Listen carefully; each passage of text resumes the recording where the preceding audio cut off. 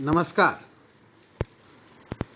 उत्तर corona काल के बाद प्रारंभ हुए इस नव शैक्षणिक सत्र में कक्षा बीए पार्ट 3 के सभी विद्यार्थियों का स्वागत और अभिनंदन।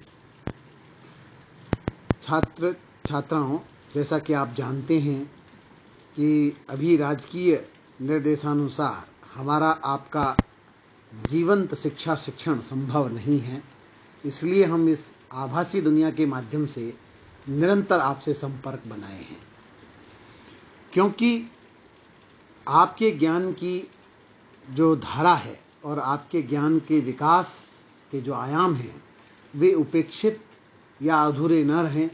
इसलिए राजकीय प्रयासों के तहत हम वीडियोज़ के ऑडियोज़ के माध्यम से आपसे निरंतर जुड़ रहे हैं। मेरा नाम ब्रजरतन जोशी है और मैं आपको आधुनिक काव्य के बारे में कुछ विचारशील बातें बताऊंगा। आधुनिक काव्य आपका प्रथम प्रश्न पत्र है, जिसमें 2 किताबें हैं, आधुनिक कविता और रश्मि रथी। रश्मि रथी एक खंड काव्य है जो इकाई 1 में है, और शेष 3 इकाइयां जो है वो इस किताब आधुनिक काव्य यात्रा में है, और 5वीं इकाई में कुछ सैद्धांतिक विमर्शात्मक बिंदु है जिन पर हम समय समय पर आने वाले समय में चर्चा करेंगे। तो ये तो था मेरा परिचय और कक्षा के बारे में आपकी जानकारी, और अब मैं आपसे विषय पर केंद्रित होकर बातचीत आरंभ करता हूं। जैसा कि मैंने आपसे कहा कि मैं आपको आधुनिक काव्य प्रश्न पत्र के बारे में कुछ अपने अनुभव आपके साथ साझा करूंगा। हो सकता है कि मेरे विचार और अनुभव के वे बिंदु आपको भी यथोचित लगे या आपका कुछ मार्गदर्शन कर सकें, लेकिन इसका मतलब ये नहीं है कि जो मैंने कहा वह अंतिम सत्य है या वही प्रमाणिक है। संवाद की गुंजाइश हर समय रहती है, हर काल हर क्षण में विद्यमान रहती है, और मैं सदैव उसका स्वागत करता हूं। तो इस मेरे ऑडियो को सुनने के बाद अगर आपके मन में विषय से संबंधित कोई जिज्ञासा प्रश्न उठे तो आप निजी तौर पर या ग्रुप में अपनी जिज्ञासा डालकर उसका समन कर सकते हैं। आइए हम प्रारंभ करें आधुनिक काव्य की बात से। देखिए, आधुनिक शब्द को पहले देखें तो क्या है। आधुनिकता की जब हम बात करते हैं तो इसको हमें देखना होगा कि हम किस स्तर पे इसकी बात कर रहे हैं। क्या आधुनिकता को हम कालवाची संदर्भों में व्यंजित कर रहे हैं, या हम आधुनिकता को अवधारणात्मक स्तर पर देख रहे हैं। मोटे तौर पर यह विभाजन हमारी दृष्टि को प्रतिनिधित्व देता है कि हम किस दृष्टि से, किस तर्क संरचना के तहत आगे बढ़ रहे हैं। अगर हम आधुनिकता को कालवाची दृष्टि से देखते हैं, जैसा कि साहित्य के इतिहास में हम कहते हैं कि भारतेंदु युग से आधुनिकता आरंभ होती है, तो वह काल ठहरता है 1850 से लेकर और फिर आद्यांत अभी तक। तो हम कहेंगे आधुनिकता संबंधी रचना वो है हमारे यहाँ, जबकि ये ध्यान रखे जाइए, आपको मालूम भी होना चाहिए कि यूरोप में 1830 के आसपास आधुनिकता का युग जा चुका था और फिर नई चीजें प्रारंभ हो चुकी थी। यानी हमारे यहाँ 1930 तक आधुनिकता का युग जा चुका था।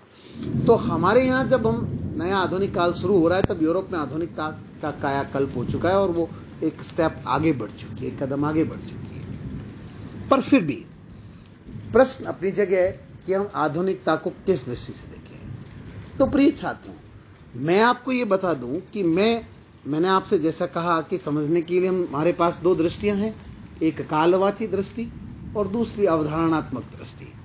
पर मैं आपसे कहूंगा कि यथासंभव हमें अवधारणा के आधार पर चीजों को आधारभूत रूप से समझना चाहिए, और देश काल वातानुसार कालवाची भी अगर उसका उपयोग करें, जैसा कि हम काल विभाजन के तहत करते हैं, तो गलत नहीं है। लेकिन मूल रूप से आधुनिकता को और आधुनिक को हमें उसी संदर्भ में ग्रहण करना चाहिए, अवधारणा के स्तर और जब हम अवधारणा के स्तर पर आधुनिकता को अर्थ ग्रहण करेंगे तो मैं आपको बता दूं कि आपके लिए कबीर अपने समय में आधुनिक है, गालिब अपने समय में आधुनिक है और मीरा भी अपने समय में आधुनिक है। आप यह सुनकर चौंक सकते हैं कि ये तो बहुत पुराने समय के लोग हैं, क्योंकि कालवासी दृष्टि से तो हम अत्यंत पीछे चले गए। कबीर का कहने का मतलब मैं लगभग 1000 साल पीछे चला गया, गालिब का कहने का मतलब भी मैं बहुत पीछे चला गया 200-300 साल, मीरा का मतलब भी मैं बहुत पीछे चला गया। फिर आधुनिकता में तो हम आज के समय की बात करते हैं। यहां कोई अंतर्विरोध नहीं है। जैसा मैंने पहले कहा कि मैं जब बात करूंगा तो मैं जिस दृष्टि का प्रतिनिधित्व करूंगा, जिस तर्क व्यवस्था की तरफ से मैं बढ़ूंगा, वो होगी अवधारणात्मक स्तर पर उसको हम कैसे लेते हैं, कैसे समझते हैं। आधुनिकता के पारिभाषिक अर्थ देखें तो कई निकल सकते हैं। मैं आपसे कहूंगा कि परिभाषाएं नेट पर बहुत पड़ी है। आप मॉडर्निटी डेफिनेशंस लिखेंगे तो दुनिया के श्रेष्ठ से श्रेष्ठ विचारकों की परिभाषाएं आपके सामने एक क्लिक पर आ जाएगी।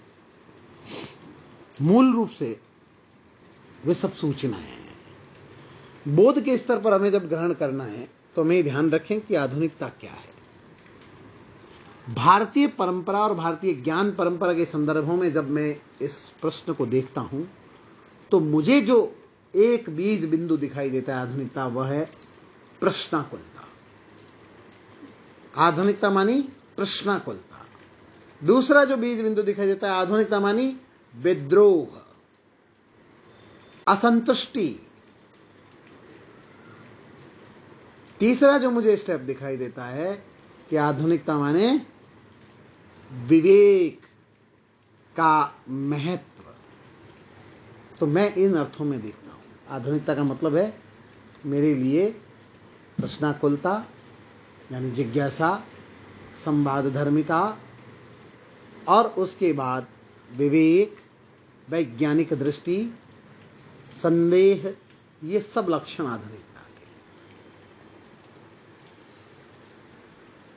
हम सामान्यतः ये मानते हैं कि वो समाज आधुनिक है जो अपनी रहन सहन में, चाल चलन में, खान पान में उपनिवेशिक सोच से ग्रस्त हैं। जैसे सामान्य तौर पे अगर आपको कहा जाए तो हम किसी शूट बूट वाले आदमी को आधुनिक मान सकते हैं, जबकि विचार से वो एकदम पोंगापंथी हो सकता है। हम किसी समय में जब लगभग कक्षा 10 के स्तर पर पढ़ते थे तो एक पाठ आता था राम जी की चीटी राम जी का शेर। तो उसमें ये इस द्वंद्व को, आधुनिकता और परंपरागत मूल्यों के द्वंद्व को दिखाया गया था कि उस जो कथा का नायक है वह एक स्त्री को यह देखकर विवाहित, उससे विवाह होता कर लेता है कि उसका पहनना और उसके पास डिग्री, ये सब उसके पास आधुनिक है, उसके लिए आधुनिक रूप में। कि वो अंग्रेजी फराटेदार बोलती है, ऊंची एड़ी की सैंडल पहनती है और वो विदेशी ढंग के कपड़े पहनती है, लेकिन सोच में एकदम दकियानूसी निकलती है। और तब उसे बहुत अफसोस होता है कि जब वो सुबह उठते ही वो कई तरह के जो अपने वैज्ञानिक दृष्टि के विरुद्ध जो कृत्य है उनमें लग जाती है, कई तरह की अवैज्ञानिकता की बातें दिन में उसके साथ करती है, जिन्हें वो बार बार खारिज करता रहता है क्योंकि उसका पढ़ा लिखा दिमाग उसे स्वीकार नहीं कर पाता। लेकिन जबकि पढ़ी लिखी वह भी है, लेकिन उसका दिमाग उस तरह से आधुनिक नहीं है, तो इसलिए वो चीजों को आधुनिक रूप में ग्रहण नहीं कर पाता। तो हमारे साथ भी ये देखा जाता है। कबीर को जब मैं आधुनिक कह रहा हूं तो आप देखिए 1000 साल पहले वो सभी धर्मों को लताड़ रहा है, समाज के सभी वर्गों को डांट रहा है, उनकी विसंगतियों के लिए, उनकी विद्रूपताओं के लिए और उनकी जड़ताओं को तोड़ने की कोशिश कर रहा है। और यही कोशिश कमोबेश विद्रोहिणी मीरा करती है और बाद में गालिब भी करते हैं। तो भारतीय परंपरा के अंदर हम चाहे उर्दू की परंपरा में देख लें और चाहे हिंदी की परंपरा में देख लें, जो आधुनिक विचार के कवि हैं वे अपने समय के सामने, अपनी परंपरा के सामने कुछ प्रश्न खड़ा करते हैं। वे परंपरा को बाबा वाक्यम प्रमाणम या शास्त्र के आप्त वचन मानकर स्वीकार नहीं करते, क्योंकि वे जानते हैं कि अंतिम रूप से सत्य कुछ एक किस्म का, किसी एक सांचे में ढला नहीं है। अगर वो है तो वो समग्रता के साथ है। जिसे बाद में मुक्ति बोध कहते हैं कि यदि मुक्ति है तो सबके साथ है। तो वही बात सत्य की भी है या परम सत्ता के प्रति भी है कि उसे हम समग्रता के रूप में प्राप्त कर सकते हैं। तो आधुनिकता भी उस समग्रता को विश्लेषित करने की अपनी तरह का प्रयास करती है। और मैंने जिन कवियों का उल्लेख किया, जिन साहित्यकारों का उल्लेख किया, ये सारे आपके उसको उसी दृष्टि से, वैज्ञानिक दृष्टि से चीजों को देखते हैं, तर्क सम्मत दृष्टि से देखते हैं। और ये एकदम से जिन्हें अविचारित को कहते हैं या अविचारित का अस्वीकार करते हैं, और इनके यहाँ अविचारित का अस्वीकार जो है उनको जो हम ये कह सकते हैं कि वे किसी भी वस्तु, घटना, विचार, विषय को सीधे सीधे संतुष्टि की राह पर आंखें बंद करके ग्रहण नहीं करते, बल्कि वे खुली आंखों से देखते हैं, जांचते हैं, परखते हैं उसकी तथ्यात्मकता, उसकी तर्कणा को, उसकी वैज्ञानिक संरचना को, दृष्टि को, उसके रसायनों को, एक तरह से एक एक उसके हिस्से को जांचते हैं, देखते हैं, समझते हैं, जानते हैं और प्रयत्न करते हैं कि उनको किस तरह से देखा जाए और किस तरह से नहीं देखा जाए। इसलिए ये सारे कवि जो विद्रोह करते हैं, जो सात्विक वृत्ति से संदेह करते हुए हमारी बुद्धि, विचार पर जो जड़ता के पर्दे पड़े उन्हें उठाते हैं और वैज्ञानिक सोच के साथ जीवन में आगे बढ़ने की हमें प्रेरणा देते हैं, वे सारे कवि आधुनिक हैं। और इसलिए आधुनिकता का काल से उतना गहरा संबंध नहीं है जितना कि उस विचार से है जिसमें उसका वास है। इसलिए आप ये देखें कि किस तरह एक व्यक्ति अपनी मानसिक संरचना में यह जानता है। जैसे इसको एक उदाहरण से और स्पष्ट करूंगा मैं कि हम कहने को स्वतंत्र हो गए और लगभग 70 साल से भारतीय जनतंत्र में रह रहे हैं, लेकिन क्या मानसिक रूप से हम स्वतंत्र हैं? आज भी विदेशी भाषा, विदेशी मूल्यों, विदेशी लेखन, विदेशी फिल्मों के प्रति हमारा आकर्षण और अपनी परंपरा के प्रति हमारी उपेक्षा, क्या हमारी आधुनिकता पर प्रश्न चिन्ह नहीं? इसलिए आज विद्वान देसी आधुनिकता की बात उठाते हैं, जिसकी जड़ें हमारी अपनी संस्कृति में है, हमारी अपनी जमीन में है, हमारी अपनी पारंपरिक ज्ञान व्यवस्था या अनुभव व्यवस्था में है, जिसकी हम निरंतर उपेक्षा करते हैं। कबीर उसी पारंपरिक भारतीय व्यवस्था की, अनुभव व्यवस्था की उपज है।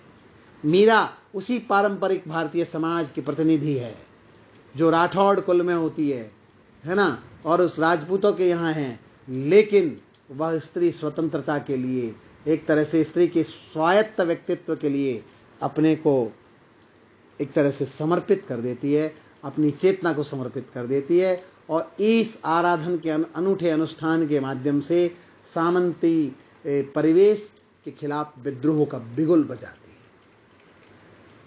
और ये आप देखेंगे तो पाएंगे कि इस कारण से कई लोगों ने आज की दृष्टि में फेमिनिस्ट दृष्टि, यानी जैसे नारीवादी दृष्टि से उनके काव्य को, उनकी सृजनात्मकता को अवलोकित करते हैं, उसका मूल्यांकन करते हैं और उसको उस रूप में देखते हैं। तो वो व्यक्ति जो अपने मूल में आधुनिक होगा, वो उसकी प्रासंगिकता, क्योंकि वो वैज्ञानिक है, क्योंकि वह एक तरह से अपने में सिमटा, दुबका, लिपटा नहीं है, बल्कि खुला, पारदर्शिता और के साथ एक तरह से व्यंजित होता रहता है और निरंतर एक संदेह के माध्यम से नए सत्य, नए तथ्यों की तलाश में उसकी नई अन्वेषणात्मक यात्रा जारी रहती है। तो इसलिए उसके प्रासंगिकता सदैव बनी रहती है। तो आज के इस संक्षिप्त कालांश में मैंने बताया कि आधुनिकता क्या है। आप आधुनिकता के बारे में विभिन्न विद्वानों के विचारों को जानने के लिए गूगल पर आधुनिकता की परिभाषा, आधुनिकता, मॉडर्निटी डेफिनेशंस लिखेंगे तो आपको कई भारतीय, यूरोपीय, पाश्चात्य संतों, भक्तों, विचारकों, बौद्धिकों, कवियों और महान लेखकों के विचार जानने को मिलेंगे। लेकिन मैंने मूल रूप से आपको समझाने की कोशिश की कि हमारी अपनी परंपरा के संदर्भ में आधुनिकता का मतलब है प्रश्नाकुलता, जिज्ञासा, संवाद धर्मिता, संदेह, विवेक और ये एक स्वायत्तता और एक आत्मचेतस चरित्र की अवधारणा। तो आप इन्हीं संदर्भों में इन्हें समझें और आगे जब कवियों के बारे में आप पढ़ें तो उनको इन्हीं मूल्यों के आलोक में देखने का यत्किंचित प्रयत्न करें।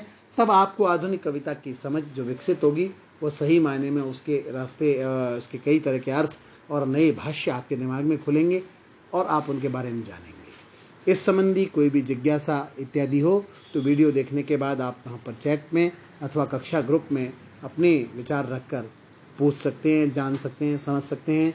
आपके विचारों का सदैव स्वागत है। धन्यवाद।